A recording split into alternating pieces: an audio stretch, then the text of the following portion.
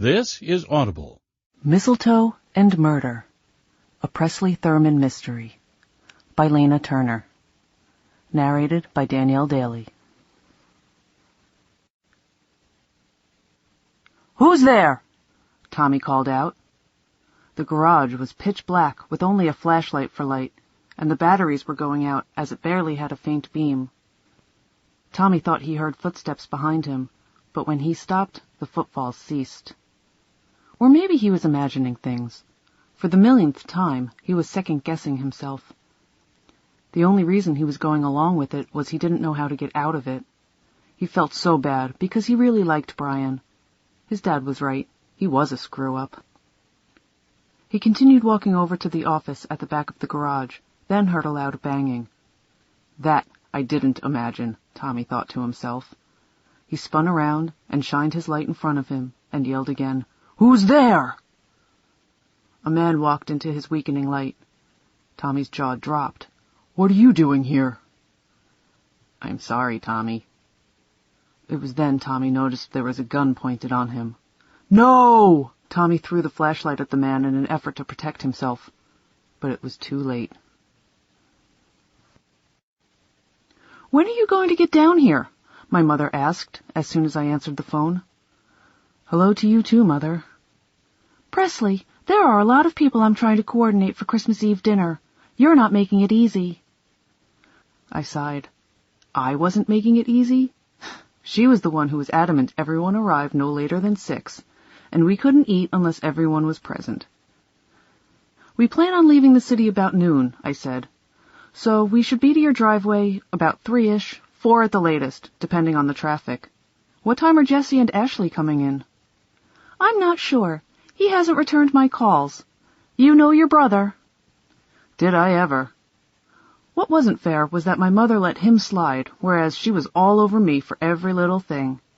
His luck being the baby of the family. Her comment made me wonder, though. I had also left a couple messages for him that he hadn't returned, and to ignore both of us made me wonder if something was wrong. "Is Cooper going to stay at his dad's, or did he want to stay here?" my mother said, interrupting my thoughts. "With us here. He'll visit his dad while we're in town, but the farther he stays away from his stepmother, the better they all get along," I said. "I don't doubt it.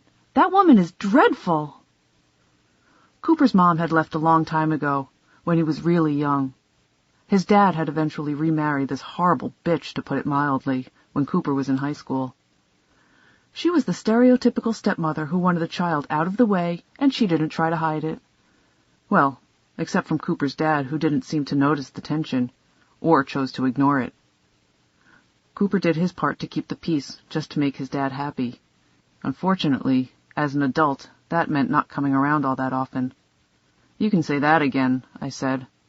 "Now, because your Aunt Kate and Uncle Peter are coming, Cooper will probably have to bunk with Jessie and Ashley with you. You know I don't believe in sharing a room when you're not married." "I know, Mom." She was old-fashioned that way, but I had to admit it didn't bother me as much as sleeping with Cooper under my parents' roof would. I guess that meant I was old-fashioned too. "Well, call me when you leave so I know you're on your way." "Will do, Mom." I got off the phone with her and wondered if I should give Jesse a call. I looked at my watch. I had time before meeting Anna. I dialed his number and the phone just rang and rang. Finally, the voicemail picked up only to announce the voicemail was full. That was unusual. Now I know Mom and I aren't the only ones he was ignoring, I thought. This knowledge, however, just made me more worried that something was actually wrong. But with him in Vegas, there wasn't much I could do but wait for him to call back. Maybe I was overreacting and he was just busy. I hoped that was it. He was my baby brother, after all. The trip to Alcon from Chicago was uneventful. Not much traffic and great weather, cold and clear.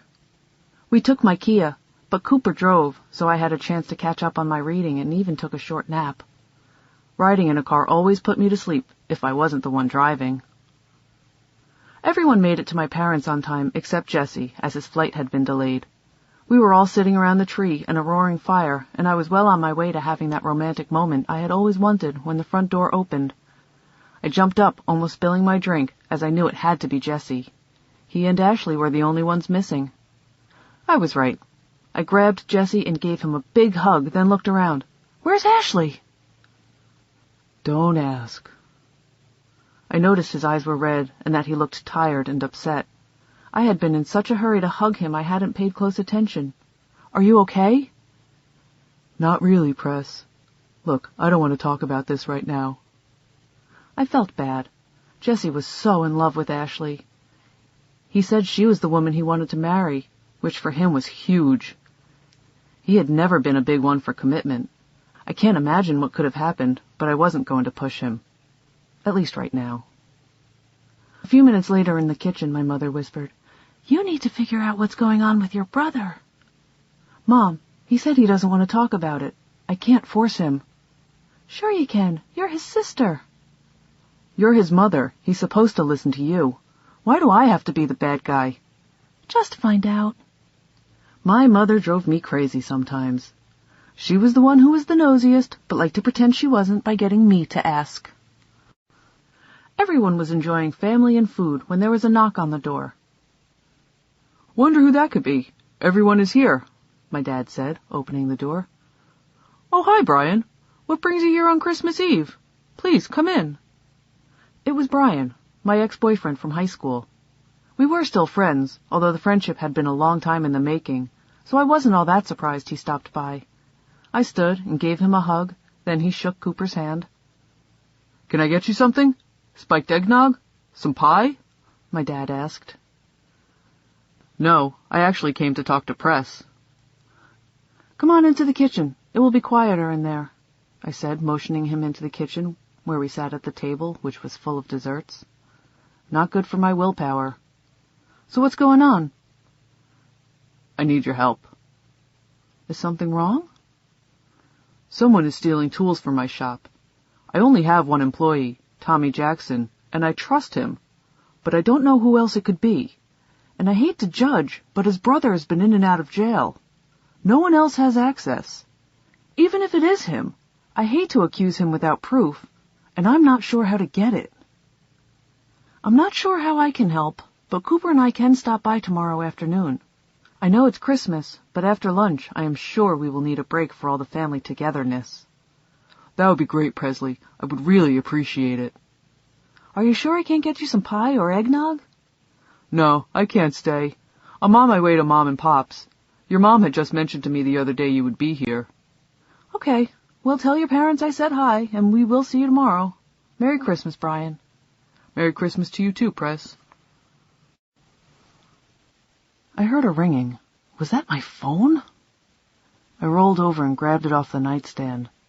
Who was calling me at 6 in the morning on Christmas Day? I mean, I loved Christmas, but I could wait until a more decent hour to celebrate it. "Hello?" I croaked out, my vocal cords definitely not awake yet. "Presley, it's Brian. I am so sorry to wake you, but you have to come to my shop. Now." "What's wrong?" I said, sitting up in bed immediately, worried. Brian was usually very calm and even-keel, usually to a fault. "It's Tommy. The guy I told you about last night who worked for me. He's dead." Now I was really awake. How did things go from Brian thinking Tommy might be stealing from him to Tommy being dead? "We'll be right there. Make sure to call the cops." "I already have." I hung up and threw on some jeans and a long-sleeve gray t-shirt and wrapped a black scarf around my neck. I was of the opinion that a scarf could add flair to any outfit, no matter how boring. Plus, it would help keep me warm. I looked at my hair. It was a fuzzy mess, partly from the dryness of winter and partly from sleeping on it. But that's why they invented a messy bun for those of us not blessed with perfectly straight and healthy hair, or those of us who were just lazy. I walked out of my room and across the hall to Jesse's, where he and Cooper were sleeping. I softly knocked, not expecting either of them to be awake, before I opened the door and walked in. As I figured, they were both sound asleep, but Cooper must have heard my footsteps approaching him and popped his eyes open.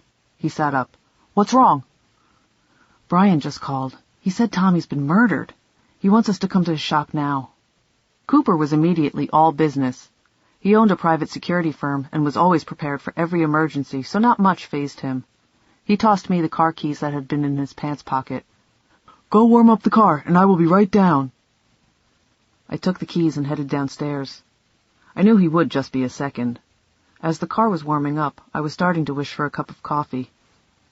The coffee cafe, Alkin's only in-town coffee shop, wasn't open since it was Christmas, and we didn't have time to wait on me brewing a pot. The passenger door opened, and Cooper jumped in. Your mom stopped me on the way out. She's not too happy. I started backing out of the driveway and could see my mom looking out the kitchen window at us with a frown. Did you tell her what was going on? Yes, but you know your mother. Did I ever? She wouldn't like anything, even murder, standing in the way of her Christmas timetable. I couldn't blame her. I just wanted to be at home, still in bed, in my pajamas, with a steaming cup of coffee, rather than going to the scene of a murder. But Brian was a friend, and I had to admit, I wanted to know what was going on. What did Brian say when he called? Cooper asked, all business. Not much. He just called, panicking, saying Tommy had been murdered, and asked me to come to the shop. Probably for moral support as much as anything else. I hope so. You know how I feel about getting involved in things that are better suited for the police. I just rolled my eyes. It was too early to have this conversation once again. Are you going to be okay without coffee this early? Cooper grinned. He knew me all too well. I gave him a dirty look and ignored this comment. I soon pulled into the parking lot of Brian's shop. It was alive with a couple police cars and an ambulance. Pretty much all the emergency vehicles Alkin had to offer. Alkin was a small town, so didn't have a very big police force. Luckily, not a lot usually happened in this sleepy town. Though this murder, if that's what it was the second that year, a trend that hopefully would not continue. The first murder being Senator Daniels, a senator I had been in town to interview during my short-lived journalism career, was murdered the night after I interviewed him. That had been the first murder in Alkin since 20 years ago when a wife killed her cheating husband. It did make me wonder what was happening around here. You expected murders in Chicago, not here in Alkin. Cooper and I walked up to where Brian was standing outside his shop. I gave him a hug. He looked awful, but finding a dead body would do that to you. Glad you're here, he said, as shaking Cooper's hand. No problem, Brian, I said. Now what happened? I just couldn't sleep. I've been so stressed out about this Tommy issue.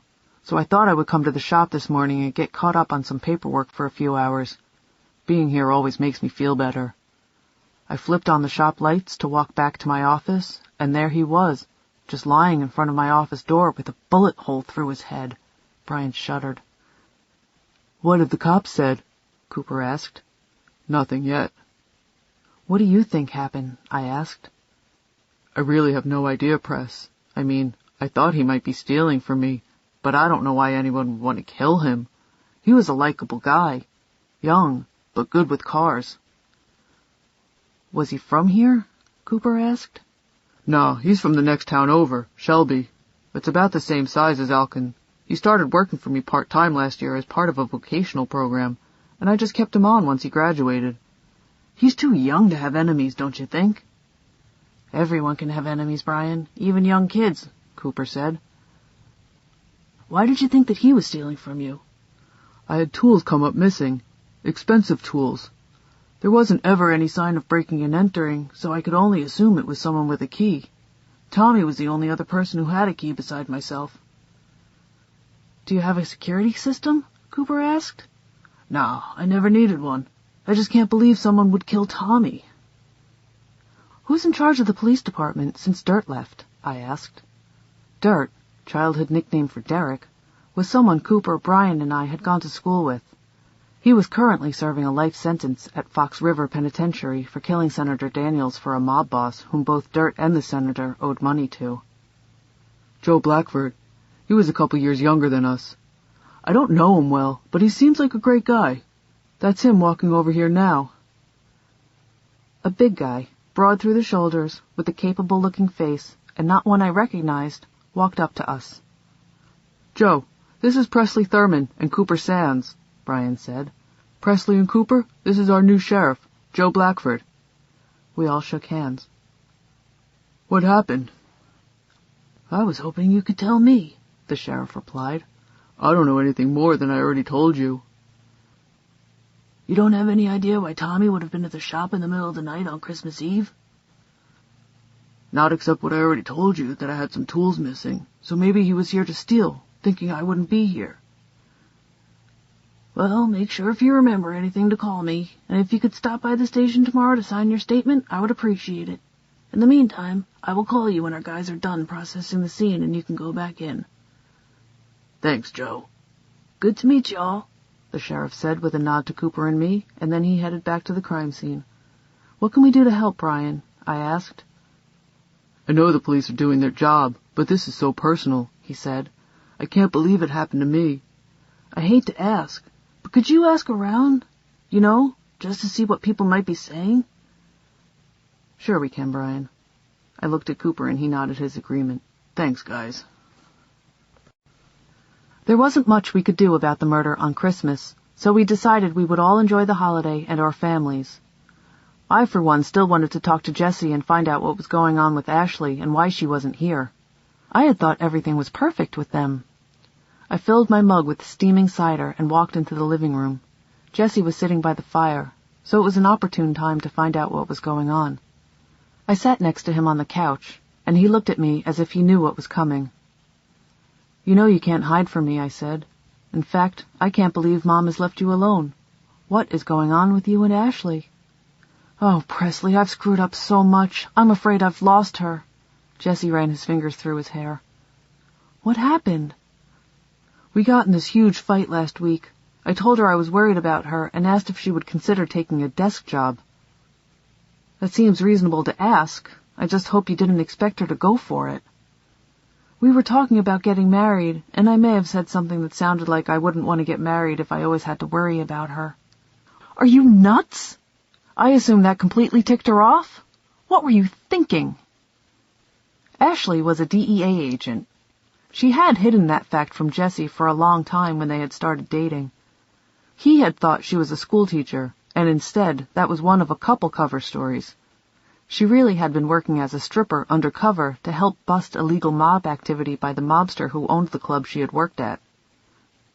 That had occurred when I had been in Vegas a few months ago for Anna's wedding, which never happened.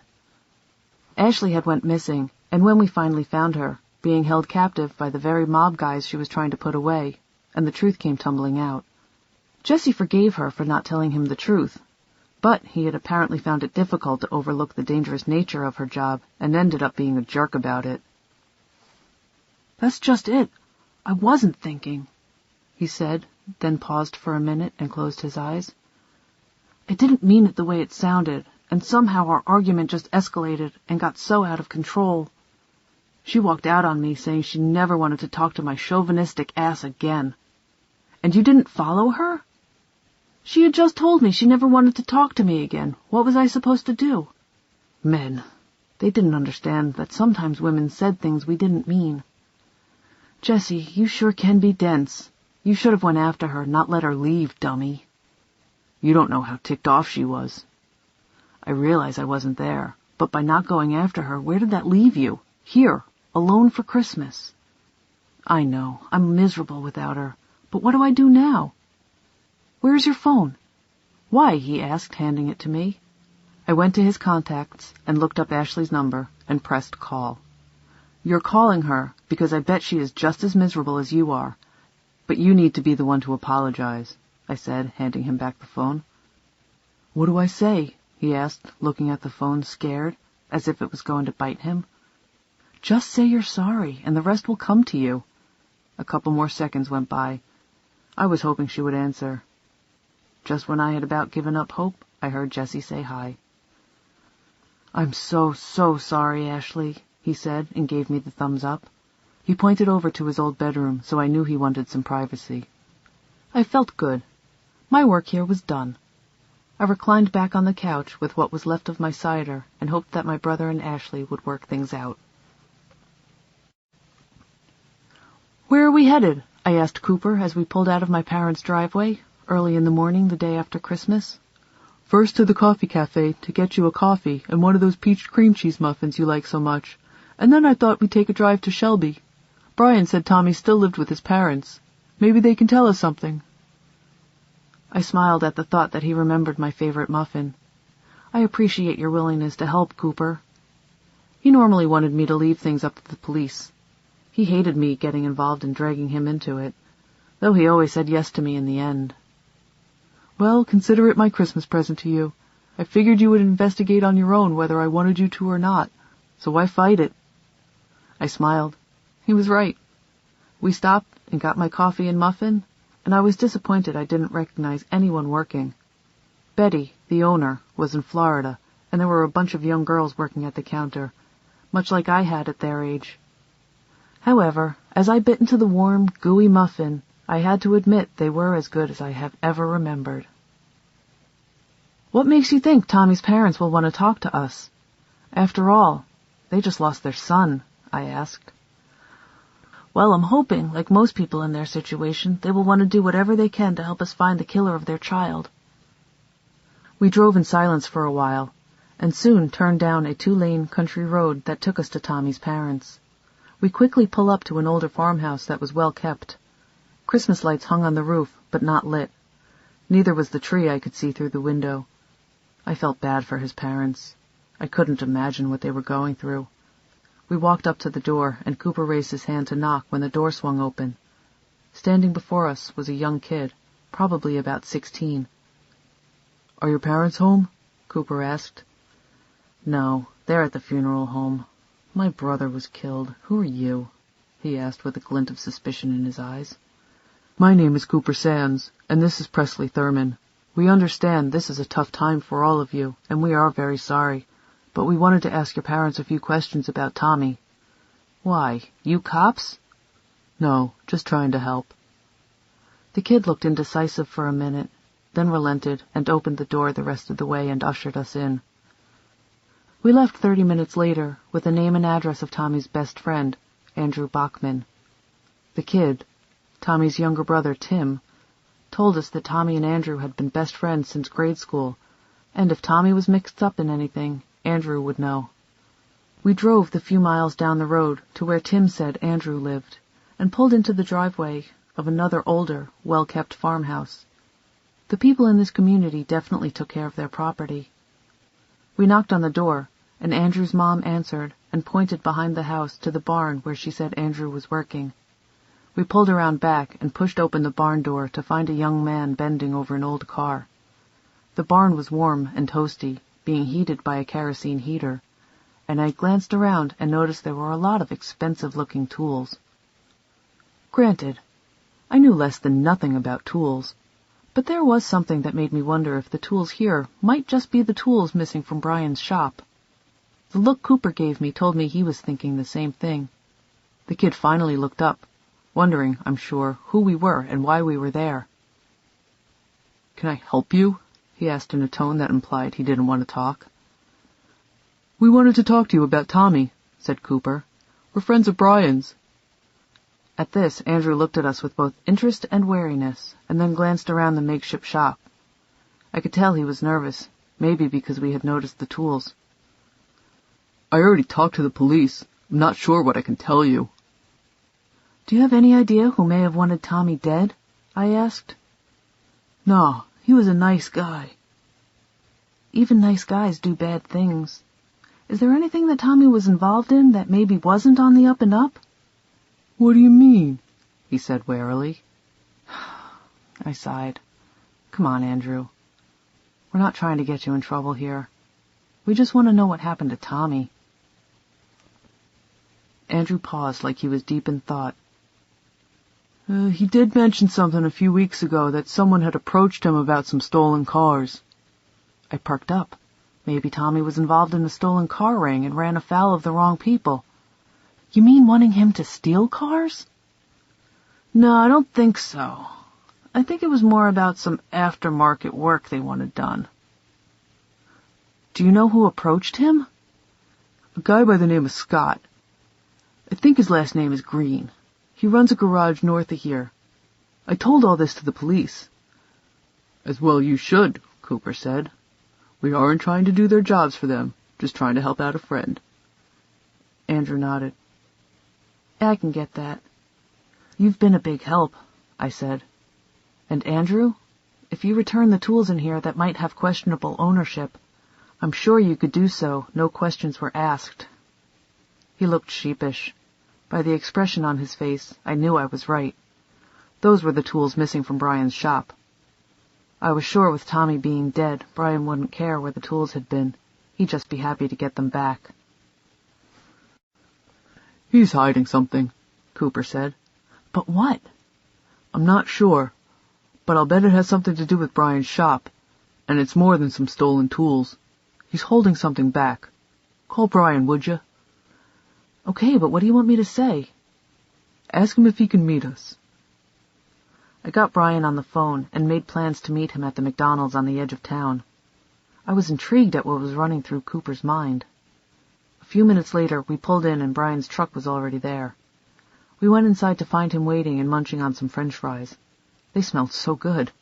I was tempted to get some and a Diet Coke. However, after all the food I ate on Christmas and the leftovers at my parents', the last thing I needed was fries.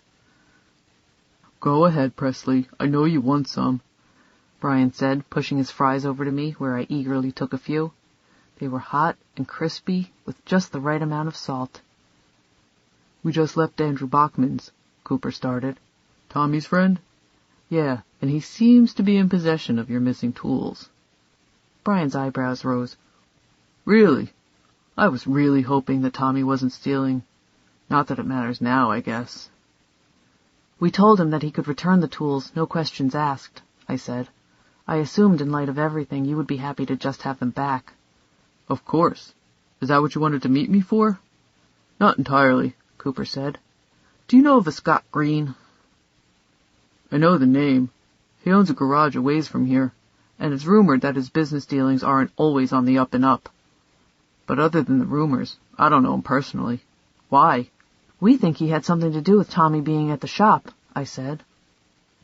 You think Scott Green murdered Tommy? I'm not ready to go that far, I said. But Andrew told us about Scott wanting Tommy to do some work for him. When we asked what type of work, though, Andrew got cagey and said it was some sort of aftermarket stuff. Neither Cooper nor I felt he was being entirely truthful. Well, there have been rumors going around about a stolen car ring in this area. Do you think Tommy could have been involved? If he was, why would he have been at your shop at that hour of the night, or day, however you want to look at it? I asked. I don't know, Brian said.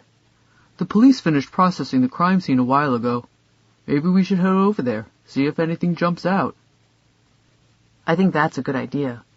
We just need to stop at my parents' on the way. I promised Mom we'd be back for lunch at least. You're welcome to come, Brian. Thanks, but I think it would be a good idea for me to do the same thing. Mom has been blowing up my phone, being worried about me. I will swing by there on my way to the shop.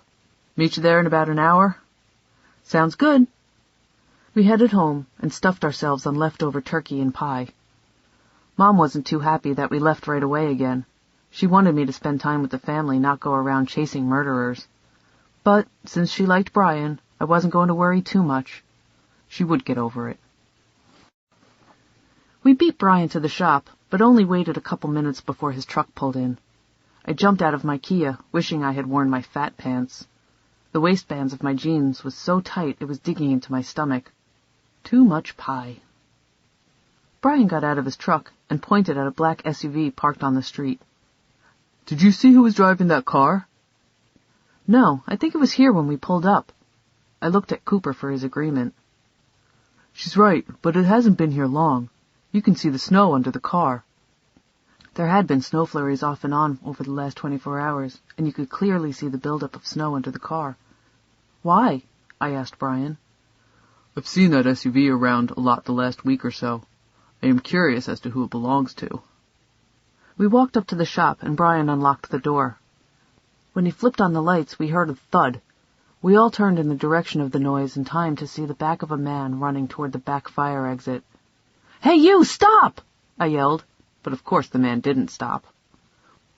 "Brian, follow him out the back. I'll go out the front," Cooper said. "Maybe we can pin him in, but be careful." "Okay," he said, and took off running toward the back. "Come with me, Press," Cooper said, running back out the front door. We got back outside and saw Brian coming out the back entrance, but we weren't fast enough. The guy we were chasing jumped in the black SUV and sped off. I put my hands on my hips and bent over trying to catch my breath. I was annoyed that neither Brian nor Cooper looked winded at all. So not fair. I really needed to hit the gym. "What do you think that was all about?" Brian asked Cooper. "I don't know, but we're going to find out. Press, do you have some paper and a pen in that big bag of yours?" "Yes," I said, rummaging around in my purse for the items, finally locating them and handing them to Cooper. He wrote something down and gave it to Brian. "Here is the license plate number. Call your sheriff and tell him what happened and give this to him. I'm going to make a couple calls and see what I can find out." "Do you think that guy was the one who killed Tommy?" I asked Cooper as Brian walked away to make his call and Cooper pulled out his cell phone. "Hard to tell, but he is up to something," he said, "or he wouldn't have been in the shop and then run off." The person who Cooper was calling must have answered because he held up his hand to silence me and started talking, then walking away out of earshot. As Cooper was having his conversation, Brian got off the phone and walked back over to me. "What did the sheriff say?" I asked. "Not much. He was concerned that someone was in the shop and told me not to go back in until one of his guys got here to look around." Cooper put his phone back in its case and joined us. I raised my eyebrows in question. "Well?" "I just got off the phone with one of my guys who does all the background checks for me. The car is registered to 1 Scott Green." Brian and I looked at him in surprise. "So what do you think that means?" I asked. "Something that Scott wants must be in the shop," Cooper replied, looking at Brian. "I really have no idea what that could be. There's nothing special in there." "Nothing special that you know of, Brian. Could Tommy have been hiding something in there? You know, thinking it was a safe place?" "I don't know. I haven't seen anything out of the ordinary, but I haven't been looking for it either." "We need to go in there," I said.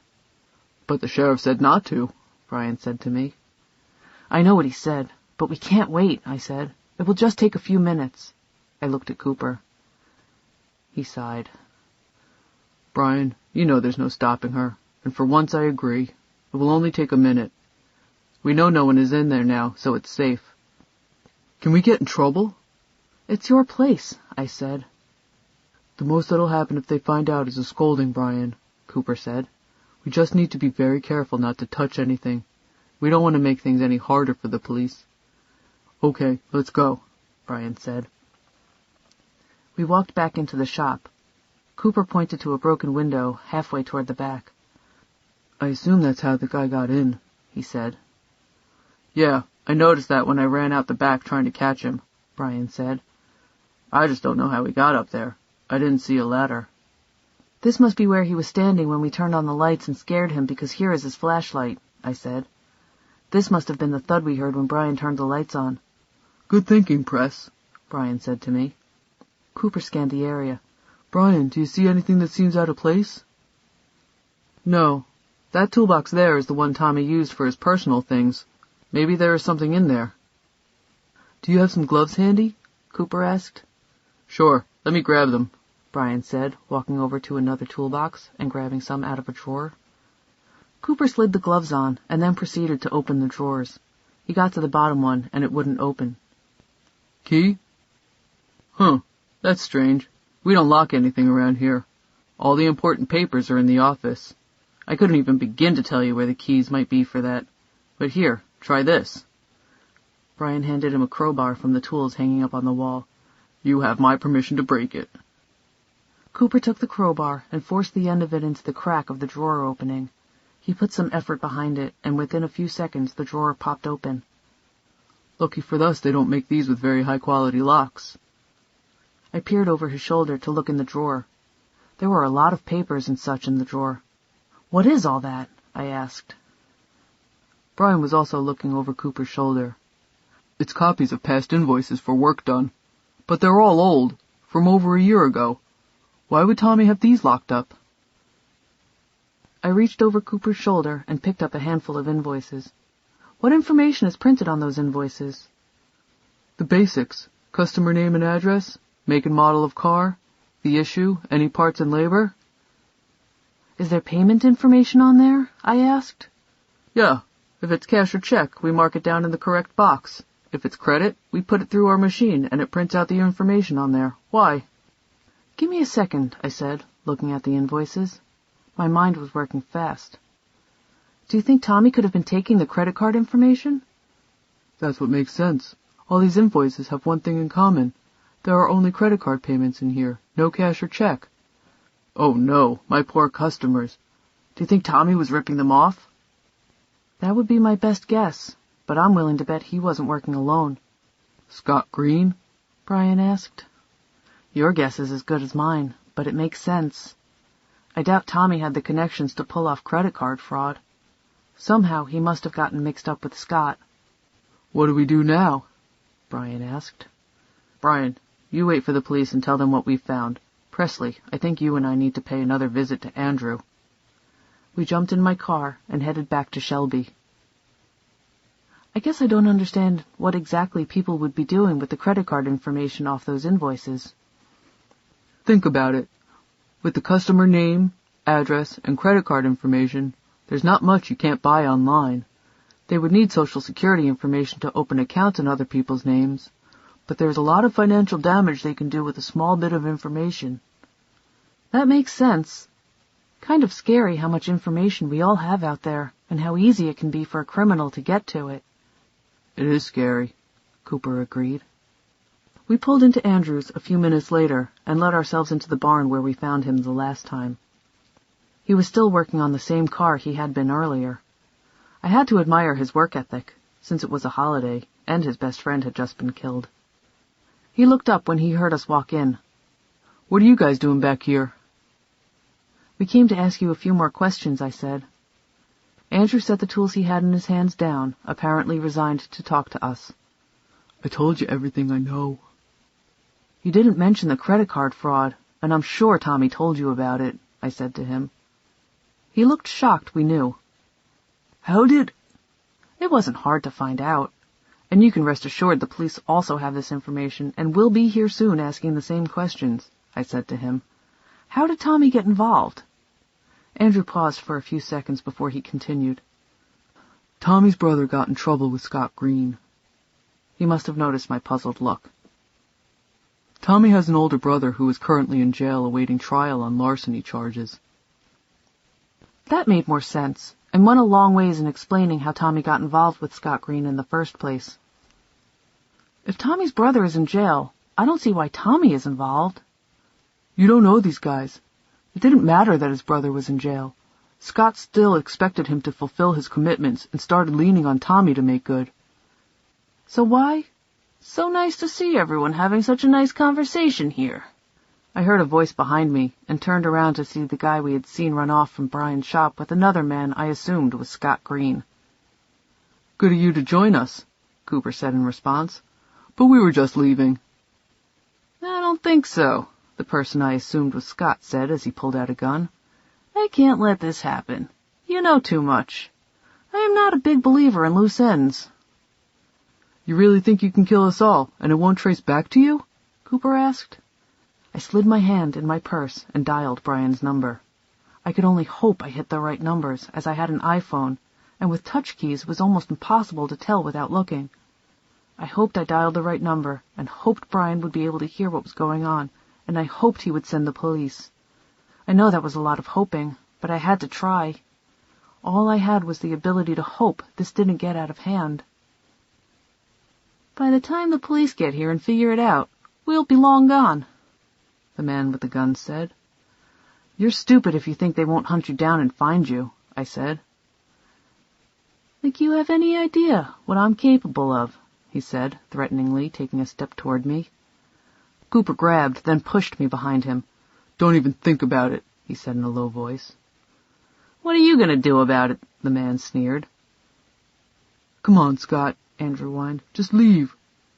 Shut up, Scott said, turning his gun on Andrew. Shut up. Scott looked at all of us. Who wants to go first? Don't do it, man. You're making a mistake, Cooper said. Who are you to tell me what mistakes I'm making? Just calm down, everyone, Andrew said. Scott, just let us leave. None of us will tell. Sorry, Andrew, but I don't believe that for a minute. Maybe you wouldn't, but these two would. No loose ends. Scott's finger slowly moved toward the trigger. "Stop right there! Don't make a move!" We heard a voice yell, and a big crash as the cops burst in the doors. "Put your hands up, now!" I wasn't one to question, so I put my hands up along with everyone else, and was glad to see my gambit had paid off. The police quickly took Scott and his hired hand away, then took down our statements. My phone rang, and I saw it was my mom for the 5th time since the police got here. I assumed one of her friends had a police scanner or something. I hit ignore and figured I would face the music when I got home. "Smart thinking, Presley. Calling me so I could hear what was going on and get the cops here," Brian said. "I was just hoping I dialed the right number and you could hear me. Did the sheriff tell you anything more?" "You mean after he got done yelling at me for interfering in a police investigation?" "Sorry." I had received the same butt-chewing as did Cooper, but I figured all was well that ended well. "I'm just glad Tommy's murderer was caught. Sheriff Blackford said they had been gathering information about Scott Green and his operations. They just hadn't got enough yet to arrest him. Scott's hired hand started singing the minute the cops got here and confessed that Scott was the one who pulled the trigger on Tommy because he thought Tommy was double-crossing him." "Do you think he was?" I asked. "From what Andrew said, I think he more just didn't want to do the illegal activities in the first place. He wanted out altogether. We'll never know exactly." "I just hope they keep Scott Green in jail for a long time." "Me too," said Brian. I felt my phone vibrate. It was my mom again. I sighed. "We better head back home before my mom sends out a search party." "Do you think she'll let you out tonight?" Brian asked jokingly. "What do you think? Why?" "Let's meet up at Pat's bar for a drink. Call Katie and bring Jessie, and I'll call a few people and we can celebrate the holidays and the end of this miserable day." "That's a great idea, Brian. Count us in." The end.